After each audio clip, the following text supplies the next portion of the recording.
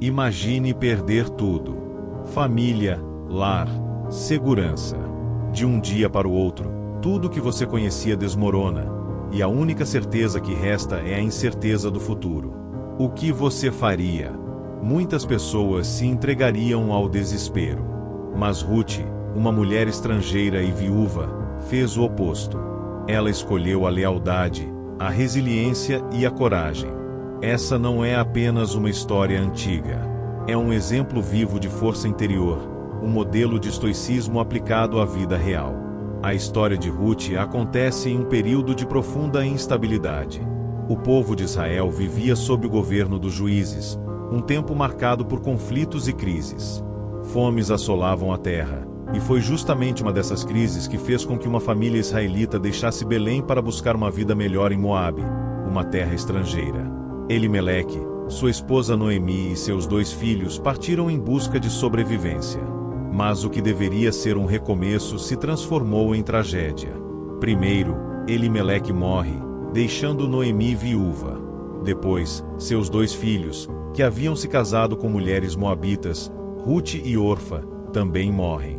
Noemi, agora sozinha em um país estrangeiro, se vê sem amparo, sem herdeiros e sem perspectivas.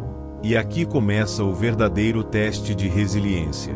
Noemi decide voltar para Belém, sua terra natal, acreditando que ali poderia encontrar alguma esperança.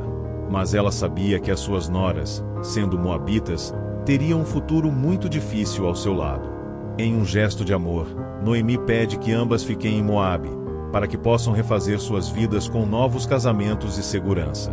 Orfa, com muito pesar, aceita e fica para trás. Mas Ruth toma uma decisão que mudaria sua história para sempre. Com uma frase que se tornaria uma das declarações mais poderosas da Bíblia, Ruth diz a Noemi: "Não me instes para que te deixe e me afaste de ti, porque, aonde quer que fores, irei eu, e onde quer que pousares, ali pousarei eu. O teu povo será o meu povo, e o teu Deus, o meu Deus." Essa decisão não era apenas sobre afeto. Era sobre compromisso, sobre abraçar o desconhecido e enfrentar as dificuldades de frente. Ruth sabia que, ao seguir Noemi, ela não teria um futuro garantido. Ela estaria abrindo mão da segurança de sua terra, de seu povo e até de sua cultura. Mas, ainda assim, ela escolheu a lealdade. A chegada em Belém não foi fácil. Noemi, consumida pela dor, se apresenta ao povo como uma mulher amargurada. Ela acredita que Deus a abandonou. Mas Ruth não se deixa abater pelo desespero. Ela entende que a única forma de sobreviver é agir. Na época, existia uma prática entre os israelitas chamada respigar. Os agricultores deixavam sobras de suas colheitas para que os pobres pudessem recolher e se alimentar. Era um trabalho árduo, feito sob o sol escaldante e sem nenhuma garantia de fartura. Mas Ruth não hesita.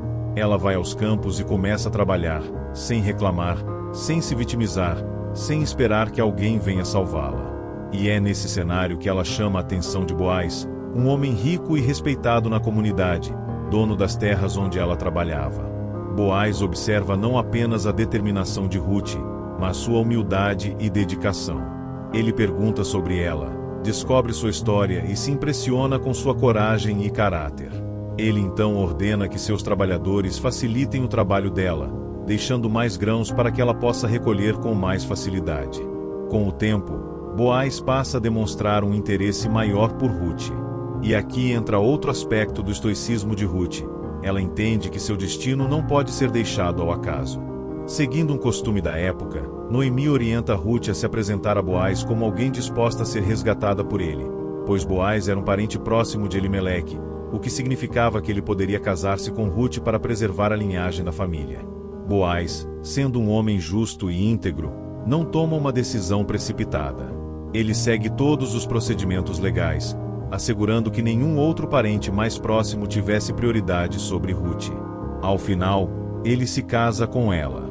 Dessa união nasce Obed, que se tornaria avô de Davi, o rei mais importante da história de Israel, e ancestral direto de Jesus Cristo. Ruth nos ensina que estoicismo não é apenas suportar as dificuldades da vida, mas agir diante delas com coragem e propósito. Ela não se lamentou, não se revoltou contra o destino. Ela escolheu seguir em frente, com dignidade, lealdade e trabalho. Agora, eu te pergunto, diante das dificuldades, você se lamenta ou age? Você se prende ao passado ou constrói um novo futuro? Se essa história fez sentido para você, compartilhe com alguém que precisa ouvir isso hoje. E se ainda não está inscrito no canal, aproveita e se inscreve para mais histórias que inspiram.